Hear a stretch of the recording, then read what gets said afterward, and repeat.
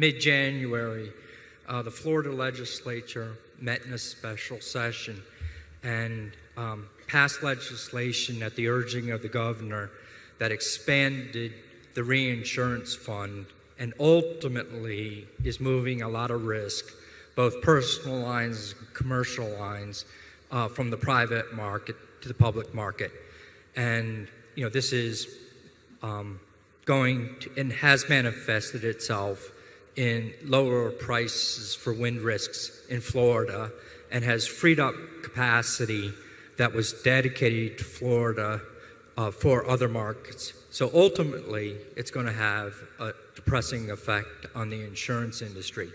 Longer term, there is no free lunch, and the state and the citizens of Florida are taking a tremendous amount of risk, and it will all work out if the wind doesn't blow. But the odds are eventually it will, and Florida's going to have a large public policy issue to deal with. Are they, Joe, are they explicitly taking out about $30 billion and then sort of leaving it in the laps of the gods above that? I'm not sure myself, but yeah, I believe they take out about $30 billion. It's about, the increase was 12 to 16 billion. So they previously had taken about 18 billion out, and they took an additional 12 to 16.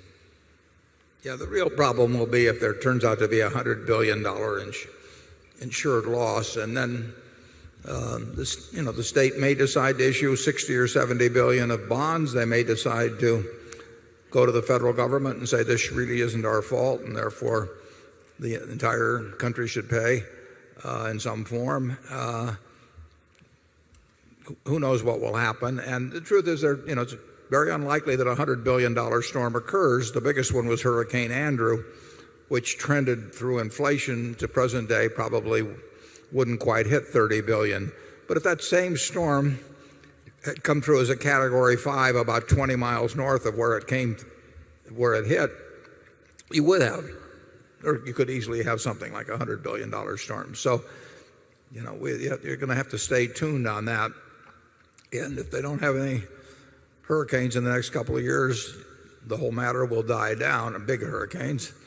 And if they have a $100 billion storm, they will probably go to Washington, and we will find out whether the whole country has been insuring hurricanes in Florida, or whether the federal government will throw it back to the state of Florida, and the state of Florida would presumably issue a lot of bonds, and taxes would go up, and in effect you would distribute insurance, insured losses in relation to the proportion people pay of the general tax revenues of a state like Florida. It's tough to be where the wind blows a lot, but it's also a very nice place to live, apparently. So we will find out how it plays out.